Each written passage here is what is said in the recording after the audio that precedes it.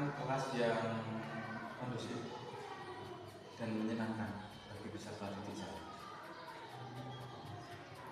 Nah, dalam hal ini apa yang sudah Pak Heru lakukan? Saya sudah mencoba berbagai metode pembelajaran, tetapi ya, tetap saja belum efektif. Dalam hal ini tantangannya Pak Heru rasakan itu apa? Jadi saya masih kesulitan untuk mengendalikan siswa atau peserta didik saya ini yang banyak bicara ketika proses pembelajaran sedang berlangsung. Terus kira-kira Pak Heru itu yang dibutuhkan dalam mencapai tujuan tersebut itu apa kira-kira?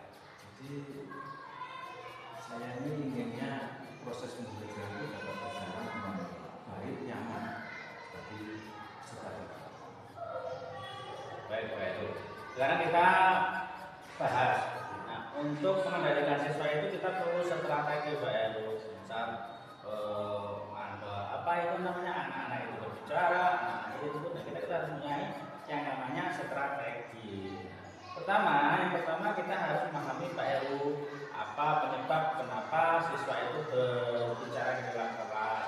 Apakah karena mereka bosan atau mereka itu kurang memahami pembelajaran atau mereka pengen menarik perhatian kita. Jadi kalau menurut saya, kalau saya pikir mungkin karena mereka kurang memahami materi yang saya sampaikan. Jika demikian, kita perlu memberikan penjelasan yang jelas dan menarik bagi mereka supaya mereka bisa memahami apa yang kita bicarakan, apa yang kita sampaikan dan mereka tidak merasa bosan. Saya akan mencoba. Nah, selain itu Pak Heru juga perlu kita memberikan kekuatan positif, penguatan kepada siswa yang tidak berbicara, yang diam, ya, supaya mereka ikut merasa diperhatikan. Saya akan coba sekali lagi. Bagaimana Pak Heru?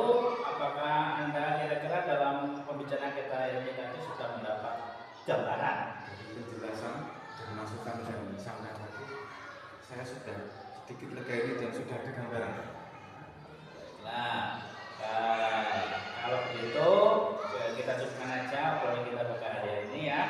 Dan semoga saja Pak Heru bisa mengimplementasikan apa yang Pak Heru rencanakan tadi, yang menjadi gambaran Pak Heru tadi di dalam pembelajaran, dan mudah-mudahan semuanya berjalan dengan lancar. Saya tunggu hasilnya nanti ya.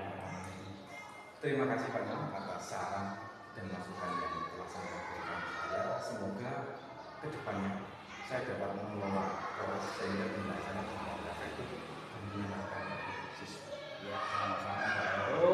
Mudah-mudahan semua berjalan lancar dan tidak ada halangan.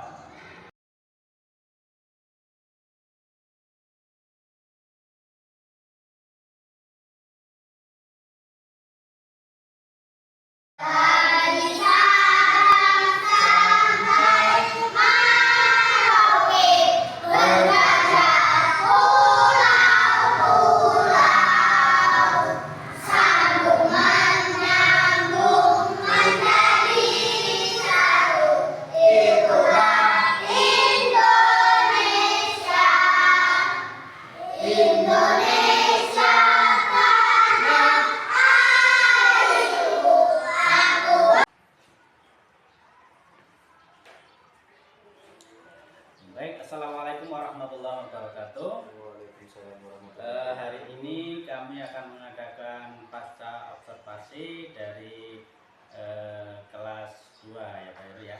Kami di sini didampingi oleh Ibu PP, Ibu Eka Yuliana Lestari, dan di sini kami akan menanyakan bagaimana dan apa juga yang akan dilakukan ataupun dilanjutkan.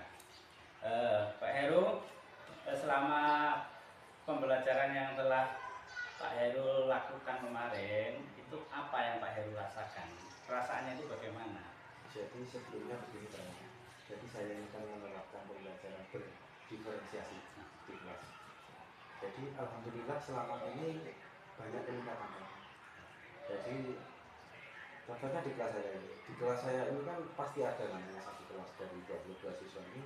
Ada yang daya serap pelajarannya rendah, ada yang cepat, Jadi dengan saya menerapkan pembelajaran berdiferensiasi tadi, alhamdulillah banyak peningkatan kompetensi mereka, dan mereka jadi aktif dalam pembelajaran, yang mempunyai daya serap rendah dalam pembelajaran mereka juga nggak minder. Itu Pak yang saya rasakan selama ini. Jadi perasaannya senang ya Pak ya, karena Senang. bisa tercapai ya. Tercapai. Kira-kira apa Pak yang sudah baik dari pembelajaran yang Pak Heru lakukan? Menurut saya ini, jadi dengan saya menerapkan pembelajaran berdiferensiasi tadi, itu membuat siswa saya ini merasa nyaman ketika proses pembelajaran ini sedang berlangsung. Dan ketika anak itu sudah merasakan nyaman dalam proses pembelajaran, insya Allah ilmu itu akan mudah terserap. Terus saya juga memberikan penguatan, motivasi kepada mereka bahwa kita satu kelas ini satu keluarga. Apa sih yang membuat minder? Udah, kalau ada yang perlu disampaikan, sampaikan saja. Kalau tidak bisa tanya dengan Pak Guru, nanti kita pecahkan bareng-bareng. Jadi dengan saya menerapkan seperti itu, yang saya rasakan selama ini banyak. Jadi siswa ini semua merasa nyaman dalam proses pembelajaran, sehingga tujuan pembelajaran insya Allah dapat tercapai. Gitu. Terus apa tujuan pembelajaran yang Pak Heru sudah tercapai semuanya di situ? Selama ini yang saya alami sudah tercapai. Alhamdulillah sudah tercapai. Ya, kalaupun ada beberapa anak lah, satu anak terutama ini ya, memang dia ada beda dengan yang lain, dia ini tidak bisa membaca,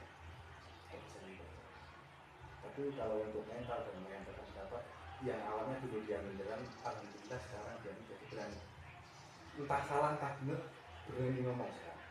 Itu benar. Berarti mentalnya apa ya Pak? Hebat, mental juga itu. Di sini saya melihat memang siswa dari Pak Heru kemarin saat diobservasi itu antusias ya Pak. Antusias mereka dengan apa metode yang telah Pak Heru gunakan, dan mungkin akan lebih baik lagi jika Pak Heru itu bisa memberikan lebih banyak waktu lagi untuk mengajak siswa dan siswi Pak Heru itu untuk berdiskusi ya. Diskusi. Jadi selanjutnya Pak Heru itu juga bisa memberikan umpan balik yang lebih spesifik juga kepada siswa. Lalu aktivitas pengembangan yang Pak Heru rencanakan itu apa? Jadi untuk pembelajaran berikutnya itu saya ini sebenarnya pengen menerapkan sebuah metode baru, yaitu metode yang berpusat pada siswa. Tapi walaupun saya belum yakin sebenarnya, mau saya coba. Sebenarnya di sana ya. Student fasilitator SPM ini saya coba saya terapkan di kelas 2. Moga-moga berhasil, dan saya mohon ya nanti bimbingannya atau sarannya ketika saya mau menerapkan metode tersebut di kelas. Tujuan yang hendak dicapai dari metode itu apa Pak? Tujuannya yang jelas, karena kelas 2 saya yang pertama mental itu saya tanamkan mental berani, terus aktif,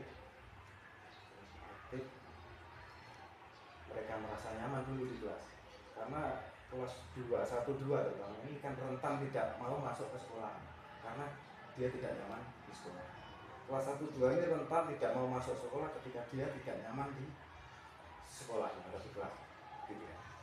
Terus untuk tadi rencana Pak Heru itu ukuran keberhasilannya itu bagaimana? Ukuran keberhasilan yang pertama jelas ketika mereka aktif, yang kedua ya berkaitan dengan pembelajaran yang saya ajarkan atau materi yang saya ajarkan. Ketika saya memberikan PKBD, ya saya kan punya standar nilai di situ, pertama nilai kemandirian, tanggung jawabnya gimana, terus mandirinya gimana, itu kan ada standarisasi gitu ya. Ketika saya memberikan tugas ya harus diselesaikan dengan baik dan dengan harus benar. Terus di dalam hal tersebut, dalam Pak Heru melakukan rencana Pak Heru itu siapa saja yang Pak Heru butuhkan untuk mendukung kesuksesan? Yang pertama yang jelas teman sejarah. Rekan-rekan saya di sekolah ini, saya ada keluarga saya, jadi ketika saya menerapkan metode ataupun apa yang saya mau terapkan di kelas, yang saya aplikasikan di kelas, saya ini butuh dukungan dari teman sejarah karena dukungan dari teman sejawat itu sangat penting buat saya, sangat penting dan sangat berharga. Dan untuk waktunya kira-kira Pak Heru akan melakukan itu kapan? Saya merencanakan hari Senin depan. Minggu depan ya. Senin depan. Gitu. Baiklah, saya tunggu. Kita lihat ke